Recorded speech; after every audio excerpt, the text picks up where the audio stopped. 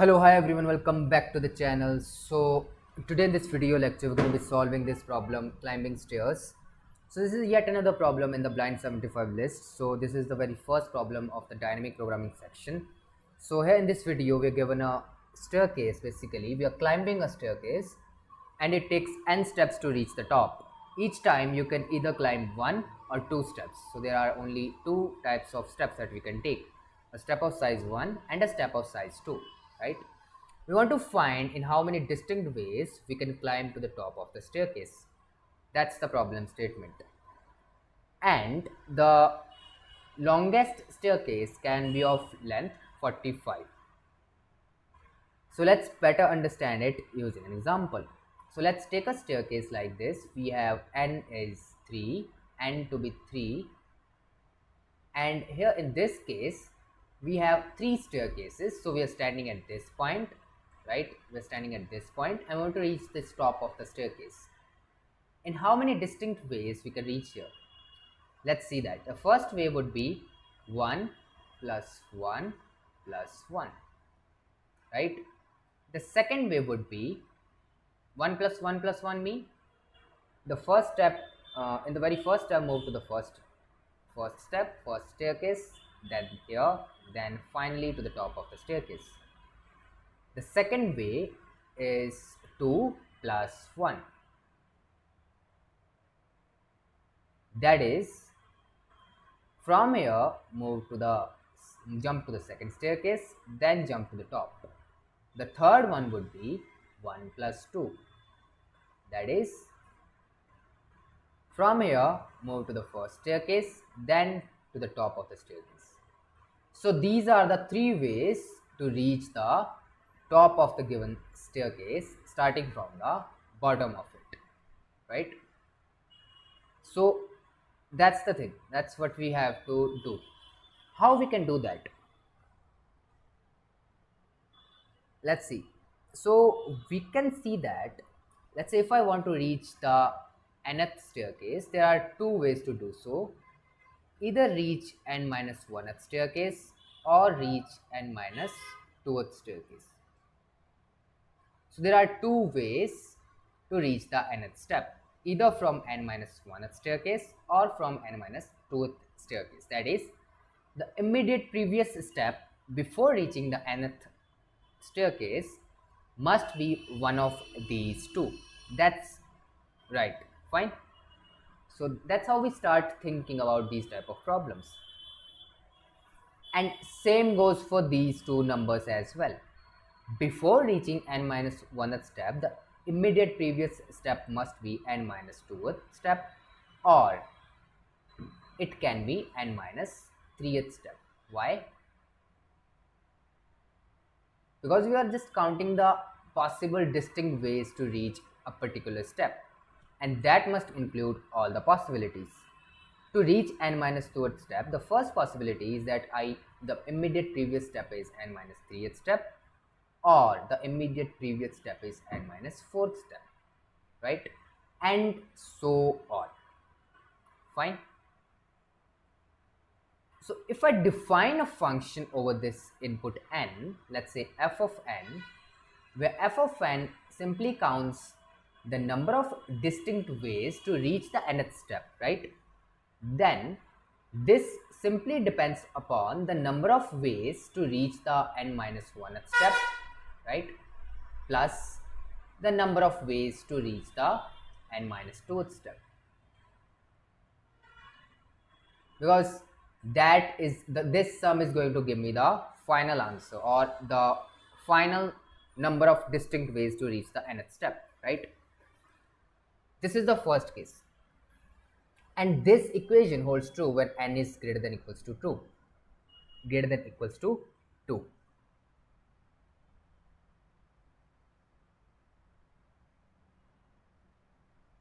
Otherwise this equation is not going to hold true, because we can see that if, let's say, n is 1, then we just have one way to reach the top, that is just take a step of size 1. If the n is 0, then we do not have any step on the staircase. So even in that case we have just one way, that is just stay there. Fine. So in any other case, when n is less than 2, the answer would be 1. So that defines my recursive function. So f of n is nothing but the sum of n minus f of n minus 1 plus f of n minus 2, right? And that will define my recurrence relation. So we can see that f of n is a recursive function. So now all we have to do is to just code it, and let's understand it better using an example for n is equals to 5. So let's say n is equals to 5. So let's define f of 5. So for f of 5, what we have, we'll recursively call f of 4, we'll call f of 3,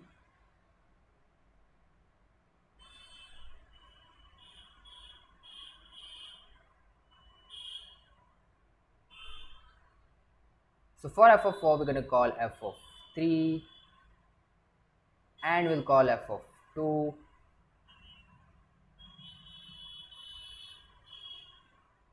for f of 3, we'll be calling f of 2, we'll be calling f of 1. Okay. So similarly here we'll be calling f of 1 and f of 2, right? Here we'll be calling f of 1 and f of 0. Then here we'll be calling f of 1, f of 0 and f of 1. So these are the base cases when n is less than 2. So for f of 1 we'll have 1, for this we'll have 1, for f of 0 we'll have 1, for f of 2 we'll have f of 1, and it will recursively call f of 0 as well, right? So again we'll have 1 for this, we'll have 1 for this, so this is going to give me 1 plus 1, that is 2 for f of 2. So we'll have 2 ways to reach the second step. We'll have 1 here, 1 plus 1 is going to give me 2 for this one. We'll have 1 here, we'll have 1 plus 2, that is 3 for this one. Here we'll have 1, 1 plus 1 is going to give me 2 for this one. For this we'll have 1, for 2 plus 1 is going to give me 3 for this one. And here we'll have 3 plus 2, that is 5. So we'll have 5 for this one. Then we'll have 5 plus 3, that is 8 for this one. So that means we have 8 ways to reach the 5th step of the staircase, right? And that's the thing. That's my answer. So the answer for this one is 8. We have basically 8 distinct ways to reach the top of the staircase. Okay, so that's all. That's the solution for this problem. I hope you got the intuition how we can solve these type of problems. Basically, when we have in some problems, when we find something like find the number of distinct ways such that we can take these type of steps. Maybe the steps would have been something like steps of size 1, 2, 3, something like that. In that case, the recursive call would have been for f of n minus 1, n minus 2 and n minus 3. Fine. Not only this, we may be given an array of different sizes of steps. We have, let's say, n types of steps that we can take. In that case, we can also solve the problem using the same technique, using the same thought process, if you have learned this properly. And this type of problem can be solved using this recursive method. After that, we can also memorize this as well. So first, let's just implement the strategy which we have explained here. So to reach the nth step, to find the number of ways to reach the nth step, all we have to do is to count the number of ways to reach n minus 1th step plus to reach n minus 2th step, to reach n minus 2th stair. And if n is less than 2, in that case we're going to return 1. Fine. So let's run this. let's submit this.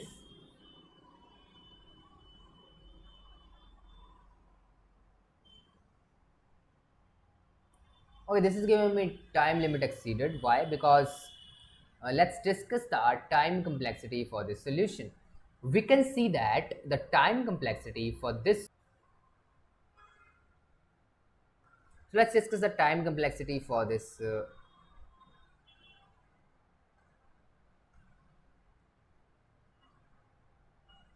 So let's discuss the time complexity for this solution. We can see that for every function call, we have two further function calls. So first of all, we'll have one function call. Then from that, we'll have two function calls. Then we'll have two function calls for each of that function. So what does that give me? It gives me one function call, then two function calls, then how many? Four function calls. Then from those four function calls, I'm going to get eight function calls, and so on. And the answer, the time complexity, would be simply the sum of these function calls. And the sum of this series is nothing but 1 plus, this is nothing but 2 raised to the power 0, 2 raised to the power 1, plus 2 raised to the power 2, plus 2 raised to the power 3. This is the series. And we know sum of this series, this exponential series, is nothing but 2 raised to the power n plus 1, right? That's the sum of this series. If it has n terms, if this exponent goes up to n. So that means the time complexity for this solution would be big of 2 raised to the power n.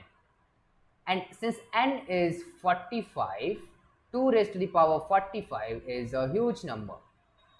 Definitely the number of operations that this is going to give me, so these many number of operations cannot be done into 1 second, because in 1 second we can perform 10 raised to the power 8 operations. So we have to perform some kind of optimization here. So we know that the optimization over the recursive solution is memoization. What is memoization? All we have to do is we can observe the repetitive steps here. We can see that f of 2 is called here, f of 2 is called here, f of 2 is called here. This function call is repeatedly called, right? So what we can do is we can simply evaluate the results once. So we evaluate the results for f of 2 and we store it in some array at position number 2. Then whenever we again call that function, we do not have to recompute the results again. We'll simply use the results which we have stored in that dp array. That will simply reduce the redundant calls. Fine. So that process, this optimization, is called memoization. So let's see how we can do that. All we have to do is we simply take an array. We take an array of size n. So here we have 5, n is 5. So we take an array of size basically 6, because we want to store the results for n is equals to 5. So we need a fifth position as well. So 0, 1, 2, 3, 4, 5. So here we can see that for 0 and 1 the answer is 1. Then when we compute the results for 2, that is 2, we simply store it here. And whenever we again call that function for n is equals to 2, we do not have to recompute the results. We do not have to call the function again for f of 2. All we have to do is to just look up into this table. This is also called look up into this table and simply return the answer for n is equals to 2, that is 2. And similarly, once the results for any number n is evaluated, it is stored in this array. So this is called memoization array, or we can also say it is a DP array, right? Because memoization is also a dynamic programming technique. So let's just implement this strategy. So all we have to do is to declare an array. Let's declare DP of 50, of size 50, and what we have to do is, since we know this is a global array, it stores 0 by default. So if at any position, if for any n, we do not have 0. That means the results for that n are already there in the table. So we return the results for that table. Otherwise, when we are recursively calling the function, then these functions will simply return me the answer for this function. And that answer I will store in dp of n, right? So that's the thing. Okay, that got accepted, and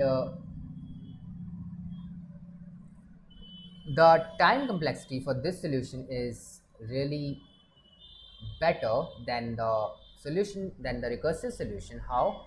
Because we can see that how it is better, because each function call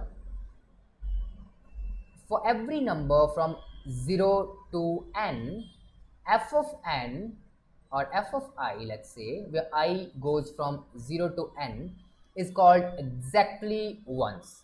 Once the results for a particular I is evaluated, it is present, it is stored in this lookup table, and we do not recompute the results for that I again. We just use that result from that DP table, right?